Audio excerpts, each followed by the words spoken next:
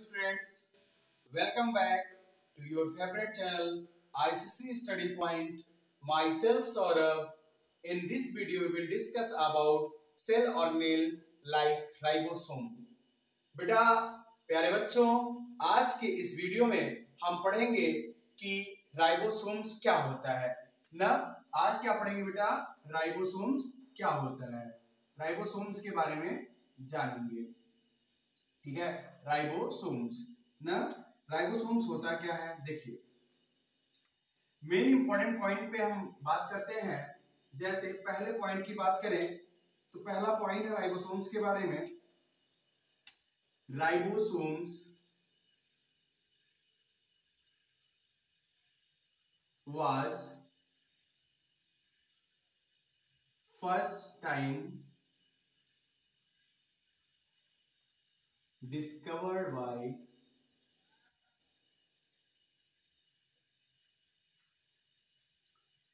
Palade in 1953। सर्वप्रथम पैलाडे नामक वैज्ञानिक ने 1953 ईस्वी में राइबोसोम्स की खोज की थी। ठीक है, दूसरा important point, it is a smallest cell organ. यह कोशिका का सबसे छोटा अंग होता है। It is smallest cell organelle. ठीक है, आगे देखिए, it is a membraneless cell organelle. बेटा बहुत ही एक देखिए, लोग कहते हैं कि इंग्लिश बहुत कठिन है। नहीं, इंग्लिश कठिन नहीं है, उसको समझना चाहिए। समझिए, देखिए कितना आसान है। It is a membraneless organelle. यहाँ पे कोई मेम्ब्रेन नहीं पाई जाती। You can say that the ribosome has no membrane. It is a membraneless organelle. इसके पास कोई मेम्ब्रेन नहीं पाई जाती। ठीक है, अगला important point, it is found in prokaryotes as well as eukaryotes।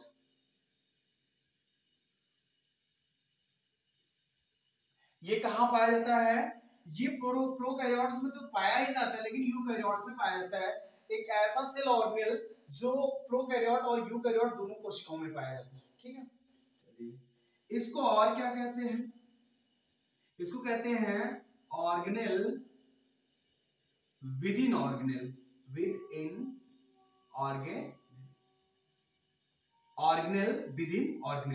क्यों कहते हैं? क्योंकि एक ऐसा कोशिकांग है जो अन्य कोशिकांगों के में पाया जाता है। जैसे देखिए, माइटोकॉन्ड्रिया की बात कर लीजिए, क्लोरोप्लास्ट की बात कर लीजिए बेटा। तो क्लोरोप्लास्ट होता है, माइटोकॉन्ड्रिया होता है, और यू नो दैट कि ये क्या कहते हैं, एंडोप्लाज्मिक रेटिकुलम की जो बाहरी सतह होती है वहां पे भी राइबोसोम्स पाए जाते हैं। तो इसलिए इसको कहते हैं organelle with in organelle.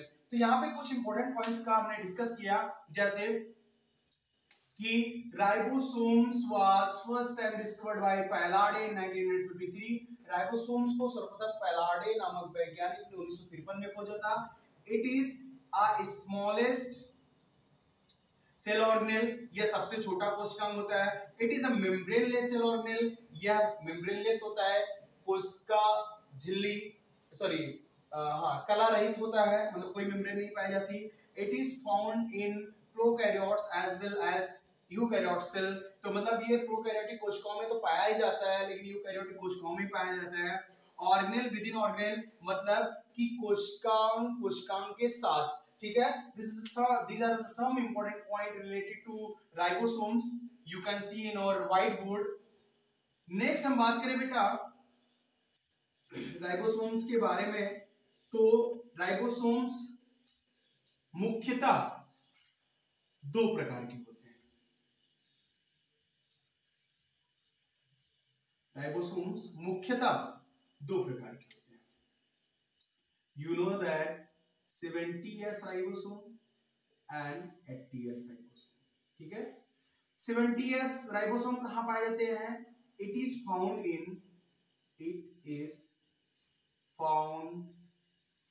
In mitochondria,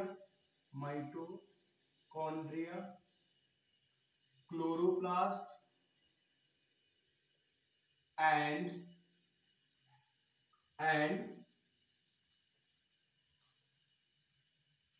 cytoplasm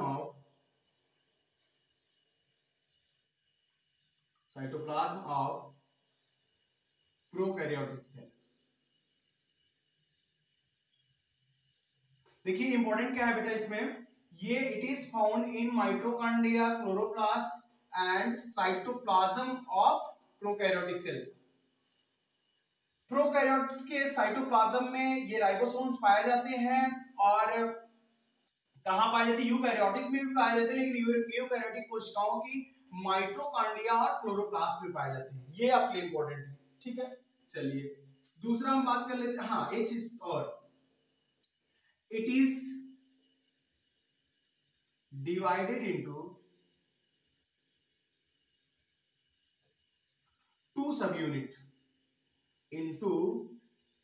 to सब यूनिट, यह दो सब यूनिट मतलब दो भागों में विभाजित होते हैं, दैट इज जो कि लार्ज एंड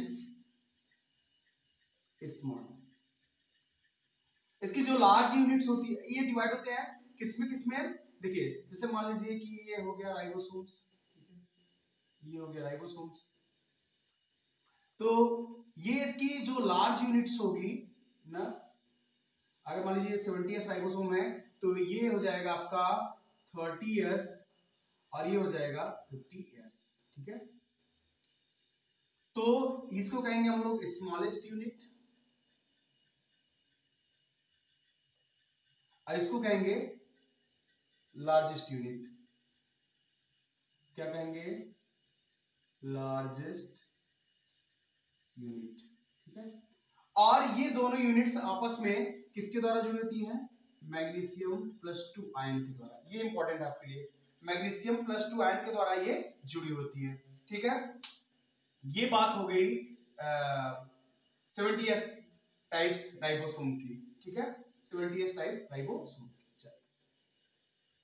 अब हम बात करते हैं 80s टाइप राइबोसोम। क्या बात करते हैं? 80s type ribosome. ये होते क्या है? 80s कहां पाया जाता है? It is found in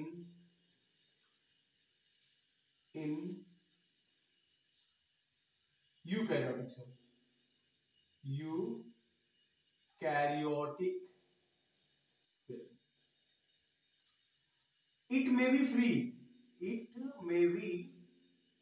free. देखिए यूकैरियोटिक कोशिकाओं में पाए जाते हैं और ये फ्री अवस्था में भी रह सकते हैं, लेकिन ORR on outer surface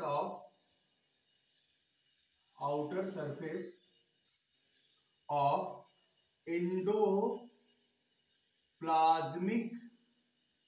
reticulum. ठीक है, या तो ये फ्री रूप से स्वतंत्र रूप से साइटोप्लाज्म में रह सकते हैं, या तो रह सकते हैं बेटा outer surface of endoplasmic reticulums. ठीक है, और ये राइबोसोम्स जो होते हैं ये डिवाइड होते हैं 2 यूनिट्स में ना। ये क्या होता है? 60s और 40s। ये क्या हो गई आपकी लार्जेस्ट यूनिट और ये स्मॉलेस्ट यूनिट। ये भी 2 यूनिट डिवाइड होते हैं, 60s और 40s। ठीक है, और यहां पे क्या होता है? यहां पे भी मैग्नीशियम +2 आयंस के द्वारा ये दोनों यूनिट्स आपस में जुड़ी हुई होती है। तो हमने क्या जाना? 80s राइबोसोम्स के बारे में और 70s राइबोसोम्स के बारे में। आइए जानते हैं यस क्या होता है। यस क्या होता है?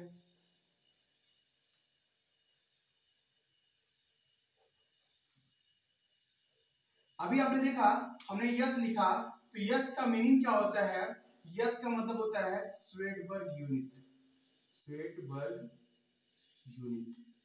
देखिए एक वैज्ञानिक थे स्वेडबर्ग, और स्वेडबर्ग जी ने क्या किया था कि इसको दो यूनिट्स को बताया था कि इसमें दो यूनिट्स होती है, इसलिए स्वेडबर्ग यूनिट, और इसको कहते हैं सेडिमेंटेशन कोफिशिएंट, सेडिमेंटेशन कोफिशिएंट, ठीक है, सेडिमेंटेशन कोफिशिएंट ये होता है। अच्छा एक चीज आइए ये देख लेते हैं कि राइबोसोम्स कब दोनों यूनिट्स राइबोसोम की जुड़ती है और कब राइबोसोम्स की दोनों यूनिट्स एक दूसरे से अलग हो जाती है, कब राइबोसोम्स की दोनों यूनिट्स एक दूसरे से अलग हो जाती है। देखिए इसमें बात होती है कि कंसंट्रेशन की, किसकी कंसंट्रेशन की? Mg2+ की, Mg+2 की कंसंट्रेशन यदि कितना होती है 0.01 मोल से हाई होती है, ठीक है, तो ये क्या होते हैं? जुड़ जाते हैं। लेकिन अगर इनकी कंसंट्रेशन 0.001 मोल से क्या होती है? लो होती है, कम होती है, तो ये दोनों यूनिट्स एक दूसरे से अलग हो जाते हैं। तो इनकी दोनों यूनिट्स मैग्नीशियम +2 आयंस के द्वारा जुड़ी हुई होती है। और एक चीज और कंफर्म कर लीजिए, ये आपको कंफर्म हो गया, मतलब कि अगर ये हाई रहते हैं तो ये दोनों जुड़े रहते हैं, और ये कम होते हैं तो ये खुल जाते हैं, एक दूसरे से अलग हो जाते हैं दोनों यूनिट्स, ठीक है। आइए बात करते हैं, एक पॉली राइबोसोम्स होता है, ठीक है, पॉली राइबोसोम्स। एक चीज और जान लीजिए कि राइबोसोम्स को क्या कहते हैं? राइबोसोम्स को प्रोटीन प्लेटफॉर्म भी कहते हैं, राइबोसोम्स कॉल्ड प्रोटीन प्लेटफॉर्म, इसको क्या कहते हैं? प्रोटीन प्लेटफॉर्म कहते हैं ना। क्यों कहते हैं? Because translations is occurs it क्या होता है? यहां पे ट्रांसलेशन की प्रोसेस होती है, और इसी ट्रांसलेशंस पे मतलब सॉरी राइबोसोम पे ट्रांसलेशन होता है, इसलिए बेटा इसको प्रोटीन प्लेटफॉर्म कहते हैं। और राइबोसोम्स बने किसके होते हैं? ये बने होते हैं आरएनए प्लस प्रोटीन के। किसके बने होते हैं? आरएनए प्लस प्रोटीन के। अच्छा प्रोटीन कौन सी प्रोटीन होती है? राइबोफोरिन, राइबोफोरिन नामक प्रोटीन से ये बने होते हैं, ठीक है। तो ये इंपॉर्टेंट हो गया आपके लिए। चलिए राइबोफोरिन नामक प्रोटीन से बने होते हैं, आरएनए प्रोटीन से बने होते हैं, सबसे छोटे कोशिकाएं होते हैं, प्रोटीन प्लेटफॉर्म कहलाते हैं। अच्छा पॉलीराइबोसोम्स क्या होता है? पॉलीराइबोसोम्स, ठीक है, ये होता क्या है? पॉली का मतलब क्या होता है बेटा? मेनी, मेनी का मतलब एक से अधिक यूनिट, किसकी? राइबोसोम्स की। तो जब ये प्रोटीन सिंथेसिस की प्रक्रिया चलती है तो इसमें डिफरेंट टाइप्स के राइबोसोम्स भाग लेते हैं, ठीक है, डिफरेंट टाइप्स के राइबोसोम्स भाग लेते हैं। ऐसे ऐसे यहाँ पे आके एम आरएनए बाइंड करता है, क्या बाइंड करता है? एम आरएनए, ठीक है। और इस पे भी 3 साइट होती है, इसको हम बाद में पढ़ेंगे, ए, पी और ई। ए का मतलब होता है amino acid synthetase, amino acid synthetase site, क्योंकि अमीनो एसिड यहाँ पे बाइंड करता है, अमीनो एसिड एंट्री करता है। पी का जो होता है, पी का मतलब होता है पेप्टिडाइल ट्रांसफरेज, ठीक है। यहाँ पे पेप्टाइड बॉन्ड का निर्माण होता है। You know that when two amino acids join to each other by the bond, then in such type of bond known as peptide bond. Peptide bond हमेशा दो अमीनो एसिड के बीच में बनते हैं, और you know that 20 amino acids are required for synthesis of any protein, and 30 amino acids known today, but 20 amino acids required for the synthesis of any protein. In the 20 amino acid, 10 essential and 10 non-essential. The amino acid which synthesized in our body, then in such type of amino acid it's called non-essential amino acid. But when amino acids is not synthesized in our body, then in such type of amino acids known as essential amino acid, ठीक है। तो और ई का मतलब क्या होता है पता, एक्जिट साइट, यहाँ पे प्रोटीन फॉर्मेशन हो करके बाहर निकल जाता है। तो it is the structures and functions all about ribosomes. और ज्यादा से ज्यादा इस वीडियो को देखिए, शेयर करिए, सब्सक्राइब करिए और चैनल को आगे बढ़ाइए। Thanks for watching. फिर मिलेंगे अगली वीडियो में एक नई धाकड़ वीडियो के साथ। ठीक।